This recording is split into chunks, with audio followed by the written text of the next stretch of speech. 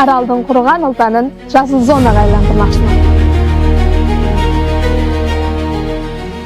Assalomu alaykum, hurmatli bolalar.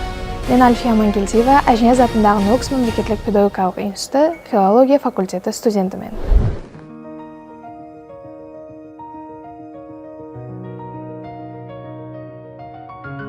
2025-yil hayotimda juda ko'plab o'zgarishlarga boy yil bo'ldi desam adashmagan bo'laman. Sababi raqamli avlod qizlari ko'rik-tanloviga qatnashdim. Bu tanlov qizlarning IT sohasidagi startap g'oyalarini yuzaga chiqarish bo'yicha tashkillashtirilgan.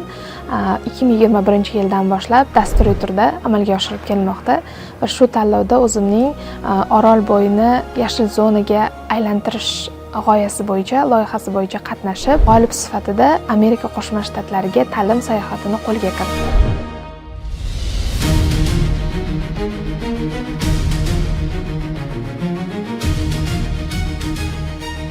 Ta'lim sayohati davomida Amerikada Massachusetts Texnologiya instituti va Garvard universitetlarida, ya'ni eng nufuzli universitetlarda o'sha informatsion texnologiyalar, sun'iy intellekt sohasi bo'yicha 2 hafta davomida o'z bilim va tajribalarimizni yanada boyitib keldik.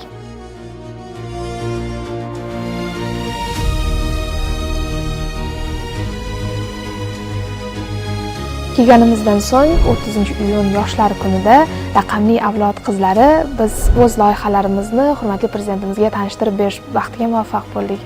Shuningdek, prezident administratsiyasi rahbari Saida Shavkatovna Mirziyoyeva ham bizning loyihamizni qo'llab-quvvatladilar. Qoraqalpog'istonga bo'lgan tashrifi davomida "Voy, sizni taniyman, raqamli avlod qizlar tanlovida ko'rganman" degan paytda o'zimni juda ham baxtli his etganman.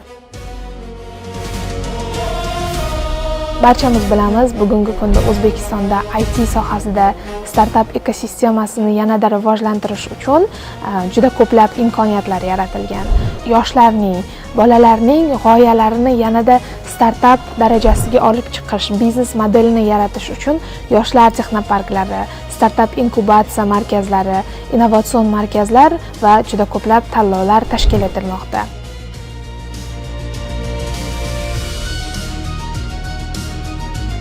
Startap yaratish uchun bizga kichkinagina g'oyaning o'zi yetarli.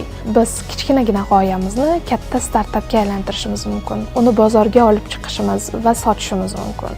Bu esa davlatimizga juda ham katta foyda keltiradi. Agar sizda g'oya bo'lsa, bu g'oyangizni yanada yuzaga chiqarish uchun, uni startap loyihaga aylantirish uchun harakatdan to'xtamang.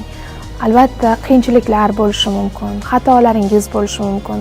Buning barchasi siz uchun faqat tajriba. Men ham Qoraqalpog'iston Respublikasining eng chekka tumanining qiziman. Mening ham Amerikaga borishdek katta orzuyim amalga oshdi. Ya'ni orzularim ushaldi. O'qish, izlanish va harakat natijasida sizning ham orzularingiz, maqsadlaringiz ro'yobga chiqishi mumkin. Buning uchun hech qanday yashash joyingiz, hududingizning ahamiyati yo'q.